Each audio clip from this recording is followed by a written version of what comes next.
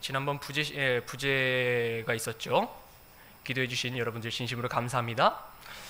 이 시간에는 지난번에 끝마치지 못했던 침례교회의 정체성을 마저 다루도록 하겠습니다. 저희가 베프티스트라는 단어를 가지고 각 알파벳마다 키워드를 정확하게 짚어주었었죠. 이렇게 말입니다. 저희가 지난번에는 BAPT 각 글자에 따라서 4개 알파벳으로 시작되는 키워드를 배움으로써 침례교회는 성경을 최종 권위로 삼고 지역교회로서 다른 지역교회들과 수평적인 관계를 가진 채 자치성을 행사한다고 했습니다. 또한 믿는 성도 개개인이 예수 그리스도를 통해 하나님께 경배하는 제사장의 신분을 가지고 있음을 강조합니다. 또한 예수 그리스도께서 제정하신 주의 만찬으로 이 땅에 오신 주님을 기념하고 다시 오실 예수 그리스도를 소망합니다. 그리고 이후에는 신앙을 고백한 사람에게 물로 잠기게 하는 침례를 줌으로써 번지르르한 이런 카톨릭의 예식들과는 달리 오직 2개의 의식을 지킨다고 배웠었습니다. 침례교회는 이제 앞으로 더 나아가서 또 여러 가지 특징들이 있는데, 이번에는 빨간 줄 쳐놓은 ISTS 뒤에 4글자, 이제 뒤에 4가지 알파벳에 해당하는 키워드들을 한번 살펴보면서 침례교회의 믿음은 어떠한 믿음을 가져야 하는 것인지, 성경에 따라 어떠한 믿음을 계속해서 유지해 왔는지 한번 보도록 하겠습니다. 첫 번째 알파벳은 I입니다. 여기에 해당하는 키워드는 Individual Soul Liberty입니다. 이것을 번역하면 개개인의 혼의 자유라고 할 수 있습니다. 개개인의 혼은 자유의지에 따라 무엇을 믿을 것인지에 대한 선택을 행사할 수 있는 권리가 주어졌고, 하나님께서 그 권리를 주셨음을 의미하는데, 즉 각 성도들은 개인의 양심의 자유에 따라 무엇을 믿을지 결정할 수 있음과 동시에 개인이나 교회가 여러분들에게 신념과 믿음을 강요할 수 없다고 믿는 것이기도 합니다. 저희가 함께 피도록 하겠습니다. 고린도후서 4장 2절입니다. 고린도후서 4장 2절입니다.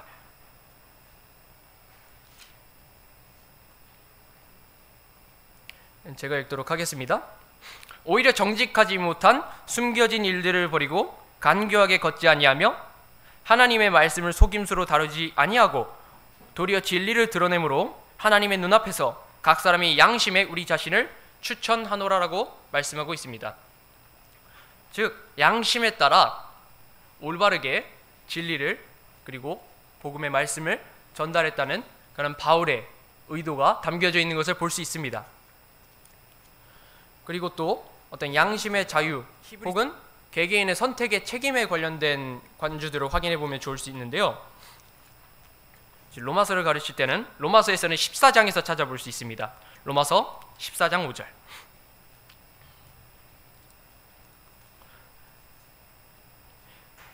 로마서 14장 5절은 한번 같이 읽도록 하겠습니다. 시작. 어떤 사람은 한 날을 다른 날보다 귀히 여기고 다른 사람은 모든 날을 같게 여기나니 각 사람은 자기 마음속에서 완전히 확신할지니라라고 말씀하고 있습니다. 가령 크리스마스를 비유로 들 수 있지요. 이렇게도 믿을 수 있고, 아니다, 우린 성경에 기록된 바에 따라서 예수 그리스도의 생신은 11월 25일이 아니며 비록 우리가 그 날을 예수 그리스도의 생신으로 기념하진 않지만 예수 그리스도의 오심에 대해서 기억할 수 있는 그런 기념일로 믿으면 된다. 왜냐하면 성경이 예수 그리스도의 생일에 대해서 명시하고 있지 않기 때문에 우리는 양심에 따라서 12월 25일을 예수 그리스도의 생신으로 믿을 수 없다. 이것은 우리 양심의 자유에 따른 것이고 성경 기록에 따라 우리가 그렇게 믿기로 선택한 것이지요. 그래서 자유의지를 많이 강조하고 있습니다. 이제 오늘날에는 종교의 자유가 있어서 딱히 큰 감흥이 없을 수 있었지만, 이제 이전 사람들은 자신의 의지와는 상관없이 로마 교회의 교리와 사상을 강요받으며 살아왔습니다. 말씀드렸겠지만 태어나서 유아 세례를 받는 것도 수동적으로 받아야 했고, 로마 카톨릭에서 요구하는 예식들을 그냥 반강제로 수동적으로 행해야만 했습니다. 그리고 그렇게 해야만 구원을 받는다고 가르치기도 했고요. 즉 외부 권력에 의해 수동적으로 비성경적인 관행을 따라 했는데, 이제 성경 기록을 신뢰하여 바른 복음을 전달하는 그리스도인들은 로마 교회의 압제에 맞서 싸웠으며 핍박과 순교를 각오하면서까지 복음을 선포하고 신약 교회에게 주어진 명령들을 지켰습니다. 과거의 성경적 그리스도인들이 왜 그렇게까지 했겠습니까?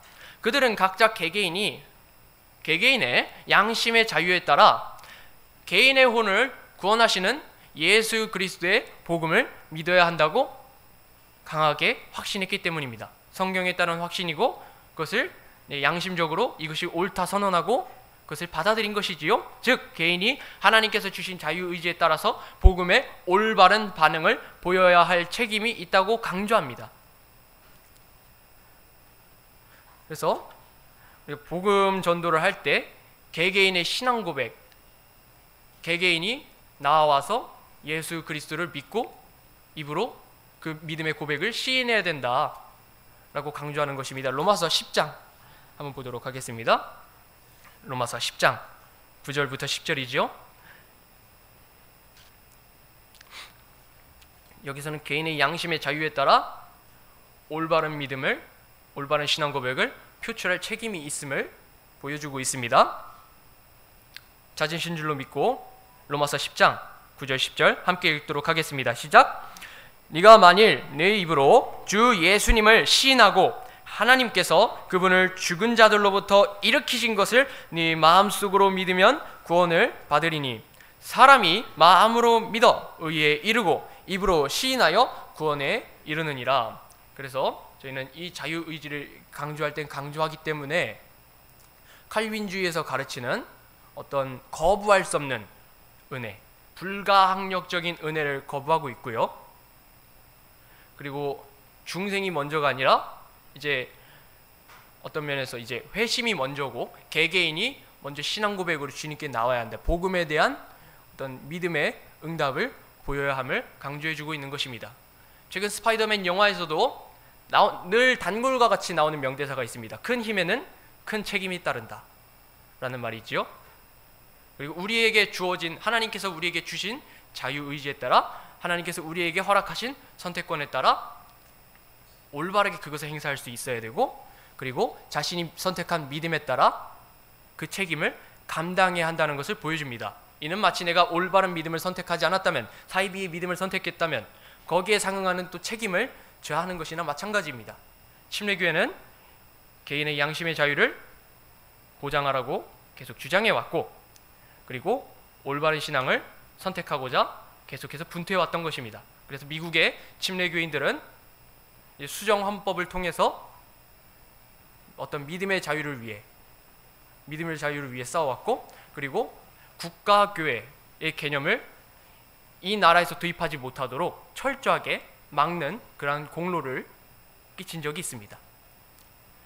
그래서 중요한 교리로 자리 잡고 있기 때문에 장로교랑은 사뭇 많이 다를 수 있습니다. 자, 그리고 다음으로 S입니다. S에 해당하는 키워드는 saved, 구원받은, baptized, 침례받은 자가 church membership, 즉 교회 회원의 자격은 구원받고 침례받은 자다라고 말해주고 있습니다. 여기에 대한 예시로는 사도행전 2장이 있습니다. 사도행전 2장 41절 그리고 47절이 있습니다. 구원받은 자에게 침례를 줌으로써 그 교회 회원의 자격을 주는 일은 초대교회 때부터 시행되었습니다. 사도행전 2장 41절에도 어떻게 기록되어 있죠? 그때 그의 말을 기쁘게 받아들인 자들이 침례를 받으니 바로 그날 3,000혼가량이 그들에게 더해졌더라 라고 합니다. 47절에서는 하나님을 찬양하며 온 백성에게 호감을 얻으니 주께서 구원받아야 할 자들을 날마다 교회에 더하시니라 라고 말씀하고 있지요. 그래서 믿음을 올바르게 시인하고 그렇게 신앙 고백을 한 사람이 구원을 받은 다음에 그 신앙 고백에 따라 그 다음에 침례를 받았고요. 그리고 교회 회원으로서 더해지게 됩니다. 그래서 성경에 기록된 바와 같이 3,000혼가량이 교회에 더해졌습니다. 구원받고 침례를 받는 것, 그것을 통해서 교회 회원의 자격을 얻는 것, 이것을 침례교회가 그토록 강조했던 이유는, 이러한 믿음을 끈질기게 가르쳤던 이유는 유아세례 문제 때문이었습니다. 유아세례는 로마 카톨릭에서부터 비롯된 것으로서 잘 알죠? 로마 카톨릭에서 가르치는 바에 따르면 유아세례를 받는 아이는 구원을 받는 것으로 간주합니다. 구원의 필수 요건으로 간주하는 것이죠. 그러나 성경은 그렇게 가르치고 있지 않습니다. 성경 기록은 예수 그리스도를 믿고 받아들인 자가 구원을 받는다고 했고, 그리고 그 신앙 고백을 표출한 사람이 침례를 받게 된다는 것을 말씀해주고 있기 때문입니다. 우리가 알다시피 요한복음 1장 12절에도 그분을 받아들인 자들, 곧 그분의 이름을 믿는 자들에게는 다 하나님의 아들들이 되는 권능을 그분께서 주셨으니라고 했기 때문에, 우리가 침례나 세례로 구원을 받는 것이 아니라 정확하게 믿음으로 구원받는 것을 정확하게 드러내줄 필요가 있습니다. 이전에 신앙인들도, 이전에 믿음을 지켜왔던 사람들도 똑같이 그렇게 했습니다. 500년 전 재침례 교도들은, 저희는 제세례파라는 표현을 사용하지 않습니다. 재침례 교도라고 합니다. 이 재침례 교도들은 종교 개혁자들의 유아세례의 문제를 전곡을 찌르듯 지적했고요, 치밀하게 논박하면서 믿는 자에게 침례를 줘야 되지, 아직 신앙 고백도 못하는 옹알이만 할 수 있는 그런 어린아이들 데려다가 유아에게, 그런 아이들에게 침례를 주거나 세례를 베풀어선 안 된다라고 거듭 주장해 왔습니다. 재침례 교도가 주장한 바는 매우 옳았습니다.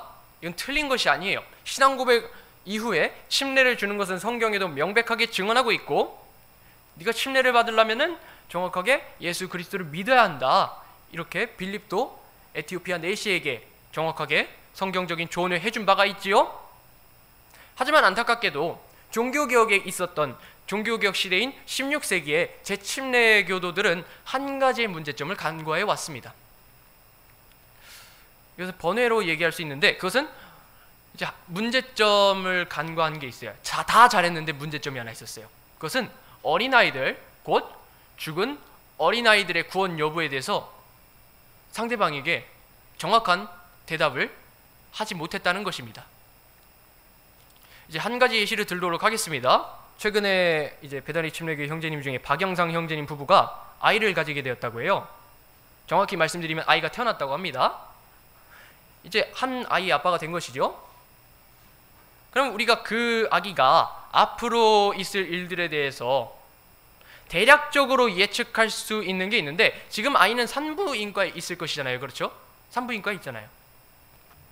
갓 태어난 아이는 산부인과에서 아이 때에 맞아야 하는 여러 가지 예방주사가 있잖아요. 막 9개 점 있고 그러잖아요. 그렇게 예방주사를 필수적으로 맞게 될 것입니다. 그렇게 예방주사를 맞게 되면 아프지만 그래도 어린 아이 때부터 위협이 되는 질병으로부터 보호받게 될 것이고, 앞으로 건강하게 자랄 것을 기대할 수 있습니다. 우리는 그렇게 아이가 성장하기를 소망해야 할 것이고요. 그래야 또 교회에 와서 볼 수 있잖아요. 그러나 500년 전에는 어땠습니까? 500년 전에는 예방주사가 있었을 리 만무하고요. 없었죠. 그래서 면역력이 떨어지는 아이들이 있다면 전염병의 위협에 그냥 쉽게 픽픽 쓰러져 죽을 수밖에 없었습니다. 아마 10살 이전에 죽어간 유아들도 많았을 것입니다. 종교개혁자들의 그런 평전들, 역사서들을 보면은 아이가 있었는데 10살 이전에 죽은 경우도 허다했습니다. 이제 어린 시절에 이제 갓 태어난 아이들이 얼마 지나지 않아 죽게 되었다면, 혹은 10살 이전에 뭐가 옳고 그른지를 제대로 알지 못하는 그런 유아들이 죽게 되었다면, 그 부모는 얼마나 상심하겠습니까?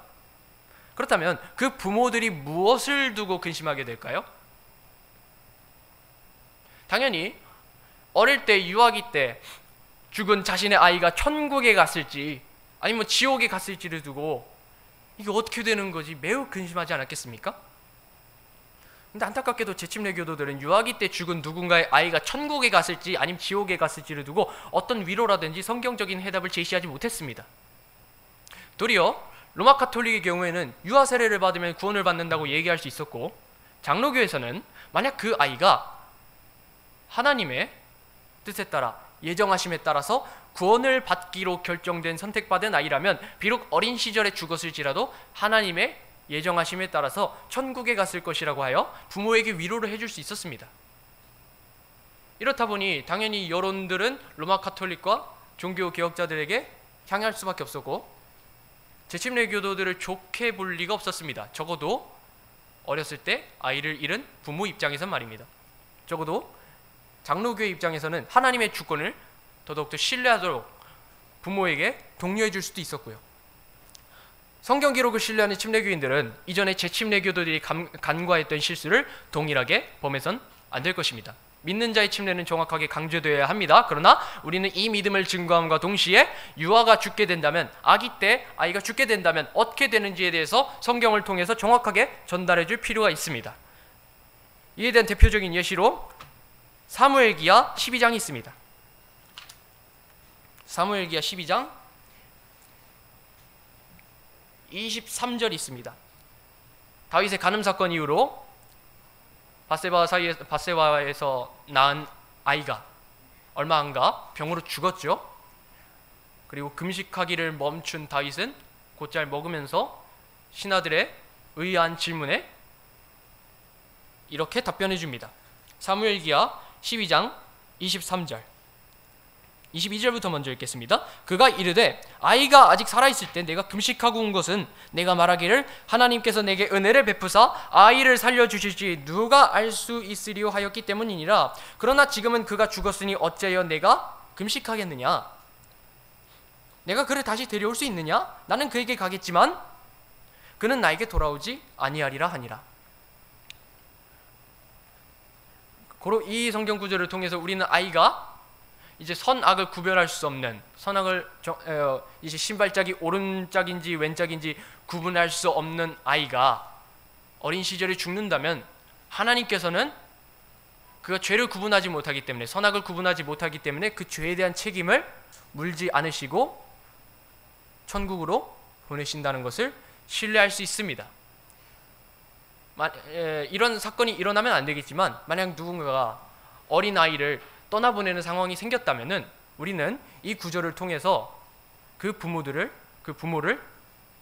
이제 성경적으로 올바르게 위로해줘야 할 책임이 있는 것입니다. 이전에 재침례 교도처럼 그냥 막 나가지 마시고 우리가 지혜롭게 하나님께 지혜를 구하면서 이렇게 또 위로의 말씀을 전달해 줄 수 있으면 좋겠습니다. 세 번째는요, T, 알파벳 T 해당하는 키워드는 two offices입니다. 두 가지 직분, 곧 하나님께서 신약교회에게 주신 직분은 목회자와 집사임을 나타냅니다. 목회자와 집사에 대한 여러 구절들이 있지만 그래도 대표적으로 디모데전서 3장이 있습니다. 디모데전서 3장에는 감독의 자격, 곧 장로는 이제 흔히 목사를 이제 장로 혹은 감독이라고 하는데, 장로는 이제 유대인들의 표현이고 감독은 그리스인들을 위한 표현입니다. 표현의 차이일 뿐 직분은 동일합니다. 디모데전서 3장 간단하게 저희가 2절부터 5절까지만 한번 보겠습니다. 그러므로 감독은 반드시 책망받을 것이 없고 한 아내의 남편이며 깨어있고 맑은 정신을 가지고 있으며 행실이 바르고 손님 대접하기를 힘쓰며 가르치는 재능이 있고 자기를 술에 내주지 아니하며 구타하지 아니하고 더러운 이익을 탐내지 아니하며 인내하고 말다툼하지 아니하며 탐욕을 부리지 아니하고 자기 집을 잘 다스려 자기 자녀들을 모든 위엄으로 복종시키는 자라야 할 것이며 남자가 자기 집을 다스릴 줄 알지 못하면 어찌 하나님의 교회를 돌볼 수 있겠느냐라고 합니다. 그 이후에는 뭐 초신자는 안 된다, 그리고 평판이 좋아야 된다, 이런 설명을 하고 있어요. 그리고 집사에 대한 자격으로는 8절부터 다루고 있는데 여기서도 필요한 것만 한번 읽도록 하겠습니다. 3장 11절에 이와 같이 그들의 아내들로 반드시 신중하며 헐뜯지 아니하고 맑은 정신을 가지고 있으며 모든 일에 신실한 자라야 할지니라. 13절까지 집사들은 한 아내의 남편이 되어 자기 자녀들과 자기 집을 잘 다스릴지니 집사의 직무를 잘 수행한 자들은 자기를 위해 좋은 지위를 획득하며 그리스도 예수님 안에 있는 믿음 면에서 큰 담대함을 획득하느니라 라고 말씀하고 있습니다. 오늘날의 시대적 정황을 볼 때 성경에서 말하는 직분의 자격에 대해서 반대하고 타협하는 물결이 거세어져 가고 있습니다. 가령 페미니즘이 대표적인 예시를 할 수 있죠. 페미니즘을 통해 여성의 권위가 높아짐과 동시에 이제 여성 목회자와 여집사를 세우는 교단들도 있습니다. 오늘날 시대 정황이 이럼에도 불구하고 왜 우리는 남자에게만 목회자의 자격과 집사의 자격을 줄까요? 왜 그렇게 해야 된다고 믿는 것일까요? 그 이유는 성경 기록에도 보시다시피 목회자와 집사의 자격 중 하나가 가정을 잘 다스리는 이름하여 좋은 아빠여야 한다는 것을 명시해 놓았기 때문입니다. 이제 다른 형제님들, 이제 목회자 자녀들은 어떻게 생각할지 모르겠어요. 하지만 일단 목회자는, 그리고 집사의 자격은 가정을 잘 다스리는 좋은 아빠여야 한다. 그렇기 때문에 좋은 아빠는 가정을 잘 다스린다는 것을 알 수 있고, 그렇게 가정을 잘 다스린 자들은 또한 큰 사명도 큰 부담도 정확하게 성실하게 신실하게 맡을 수 있을 줄로 제가 믿는 것입니다. 만약에 여성이 목회자가 된다면 아이를 키우는 데 있어서 그 사역에 의해서 시간의 공백이, 자녀와 함께하는 시간에 공백이 생기게 되면은 아마 자녀의 영적인 성장에 문제가 생길 수도 있기 마련입니다. 그래서 여성 목회자와 여성 집사를 반대하는 그런 이유가 성경에 나타난 바와 같이 좋은 아빠여야 한다. 그리고 어머니는 정확하게 아이를 잘 돌봐주고 양육하는 데 힘써 주었으면 좋겠다. 이렇게 말씀해 주실 수 있겠습니다. 그리고 만약에 또 여성의 위치로서 가르치기를 원하신다면, 또 아는 분들 중에는 진짜 작정하고 박사 학위를 따가지고 교수를 노리시는 분들도 있더라고요. 그렇게 하셔도 좋습니다. 제가 아는 분들은 또 박사 학위까지 따서 정확하게 성경을 또 가르치는 신학교 교수가 돼가지고 아프리카로 가서 이제 아프리카 사람들에게 성경을 가르치는 그런 교수로 활동하는 일명 걸크러쉬 같은 그런 사모님이 있기도 합니다. 오히려 그게 전 더 바람직하다고 생각합니다. 그냥 여성 목회자가 돼야 된다, 여집사를 세워야 된다, 이렇게 소리 지를 시간에 학위 하나라도 더 따서 그렇게 하나님을 더 잘 섬기고 올바른 하나님께서 주시는 어떤 사역지에서 가르치는 일에 또 전념하면 그게 얼마나 더 바람직할까, 이런 생각이 듭니다. 물론 강요는 아닙니다. 여기에 대해서는 번외로 이러한 질문도 있을 수 있습니다. 그렇다면 주일학교 교사는 여성을 세워도 됩니까? 세우지 않아야 합니까? 이런 문제에 또 어려움을 겪으시는 분들이 있습니다. 가령 여성은 공적으로 가르치는 위치에 서 있어서는 안 된다고 하여 주일학교 교사라 할지라도 절대 여성은 세우면 안 된다라고 그렇게 주장하시는 분들이 있었습니다. 좀 많이 싸웠다고 합니다. 저는 이제 배운 바대로 해답을 드리자면, 제가 배운 바대로라면 이렇게 답해 줄 수 있을 것 같습니다. 목회적인 관점에서 주일학교 교사는요, 목회자의 권위 아래에 있습니다.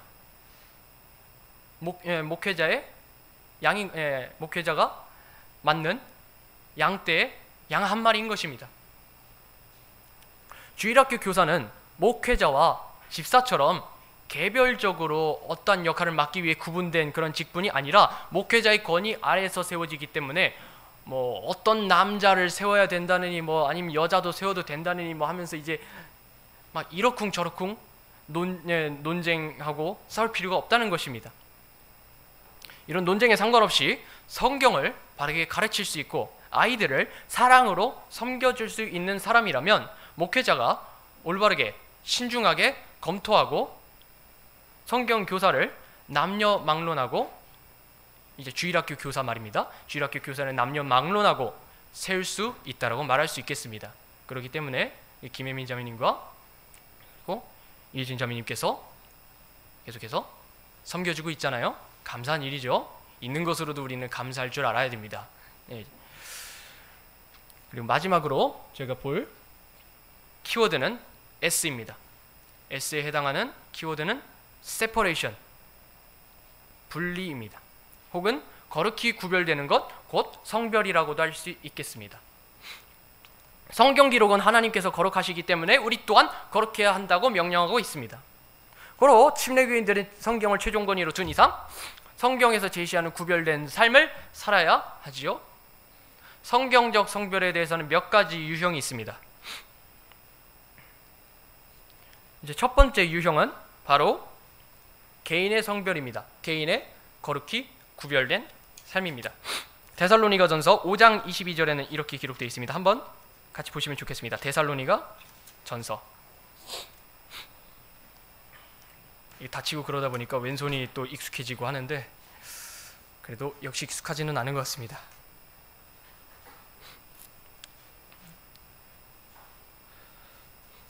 데살로니가전서 5장 22절. 간단하니 한 목소리로 읽겠습니다. 시작. 모든 모양의 악을 삼가라. 모든 모양의 악을 삼가라 라고 합니다. 개인의 거룩히 구별됨에 있어 외적인 삶에 있어서 저희가 의복이라든지 아니면 진짜 품행이라든지 행동 거지의 문제라든지 아니면 뭐 윤리 문제 등등의 삶의 전반에 있어서 우리는 그리스도를 닮아가면서 성경적인 성별을 성경적으로 거룩히 구별되는 삶을 실천해 나가면서 살아야 한다고 가르치고 있는 것입니다. 이걸 간단하게 얘기하면 성경적인 신앙생활 그리고 경건한 생활을 계속해서 지켜나가야 한다라고 가르친다고 보시면 되겠습니다. 그리고 두 번째 유형은 바로 교회에서의 거룩히 구별됨입니다. 교회에서의 성별입니다. 이제 목회적인 관점에서 볼 때, 이제 사역하면서 사역의 관점에서 볼 때 이런 경우가 있을 수 있습니다. 요한이서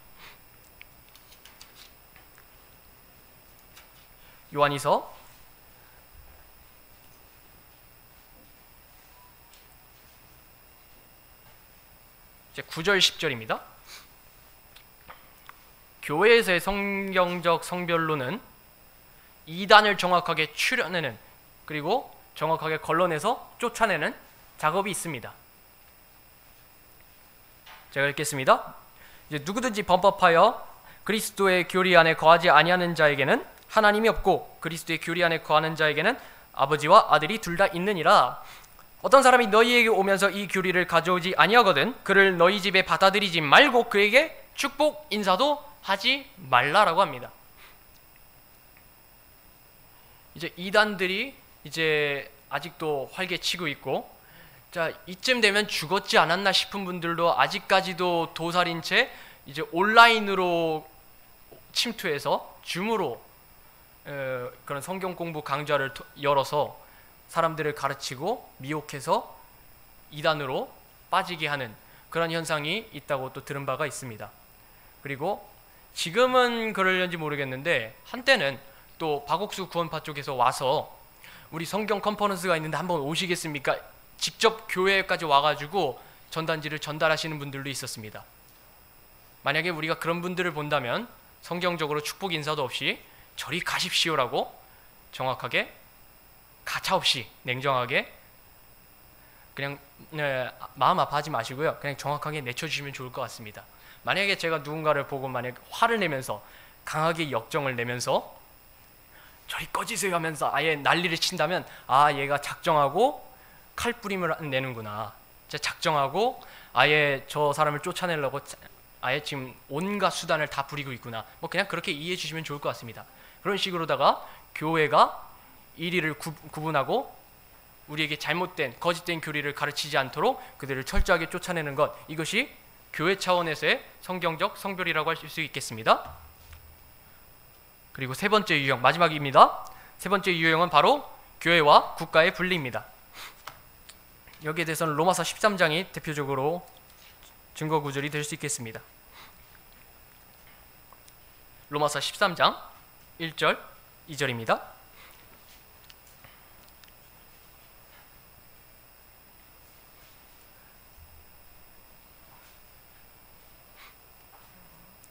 제가 1절, 여러분들이 2절을 읽으시면 될 것 같습니다. 모든 호는 더 높은 권력들에 복종할지니라. 하나님으로부터 나지 않은 권력은 없나니 현존하는 권력들은 하나님께서 정하셨느니라.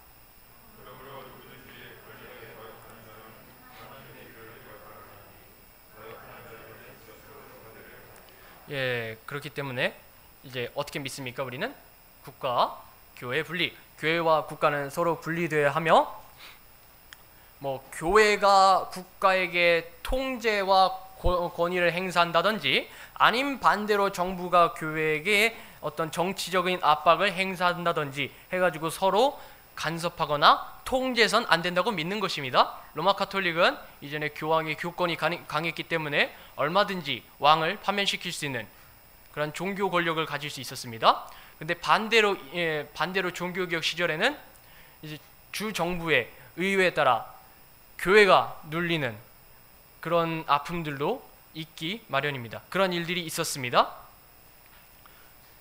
그러나 침례교회는 둘 다 틀렸고, 교회는 국가에게 간섭해서는 안 되고, 어떤 권력이나 정치적인 권위를 행사해서는 안 되고, 반대로 국가 또한 우리에게 어떤 권위와 압박을 행사해서는 안 되는 줄로 믿는 것입니다.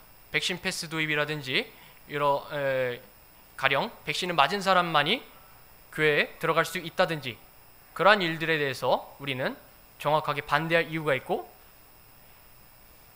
그러한 의견을 성경적으로 정확하게 밀고 나가야 할 것입니다. 다만 그럼에도 불구하고 성도들은 성경적 원리를 따라서 하나님께서 세우신 권위에 복종해야 하고, 또 국가와 지도자가 올바로 국가를 다스릴 수 있도록 기도해야 할 것입니다. 앞으로 또 그러한 사람이 세워질 수 있기를 기도해야 할 것입니다. 이상으로 저희가 베프티스트의 키워드들을 전부 다 다뤄봤습니다. 성경대로 믿는 그리스도인들은, 그리고 성경 기록을 신뢰했던 침례교인들은 다음과 같은 믿음을 역사 속에서 계속해서 지켜왔었고, 비록 핍박과 아픔과 순교가 있었지만 그럼에도 이 믿음을 놓지 않았습니다.